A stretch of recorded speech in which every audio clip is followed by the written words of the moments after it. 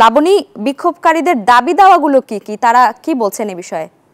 তারা কিছুক্ষণ আগেও কিন্তু উত্তরা যে প্রধান সড়ক একপাশে অবস্থান করে বিক্ষোভ করছিলেন। এখন তাদেরকে সিভিল এভিয়েশন কর্তৃপক্ষের যে চেয়ারম্যান আছেন তিনি আসলে অনুরোধ করার কারণে এখন তারা সিভিল এভিয়েশনের সামনে চলে এসেছেন। আর দাবিগুলো সেই দাবিগুলো হলো যে সিভিল এয়ারপোর্ট সিকিউরিটি ফোর্স গঠন করা হবে। সেই ফোর্স যে প্রস্তাবনা সেই প্রস্তাবনা থেকে তারা সরে আসার জন্য একটি প্রস্তাবনা দিয়েছেন এবং তারা যেটি বলছেন যে বাংলাদেশ বেসামরিক বিমান চলাচল কর্তৃপক্ষ সিভিল এভিয়েশন বিভাগকে অকার্যকর করার জন্য একটি ষড়যন্ত্র যে সিকিউরিটি ফোর্স গঠন করা হবে সেটি তারা এমন দাবি করছেন এবং পাশাপাশি বলছেন যে বেবিচকের যে অর্গানোগ্রাম সেই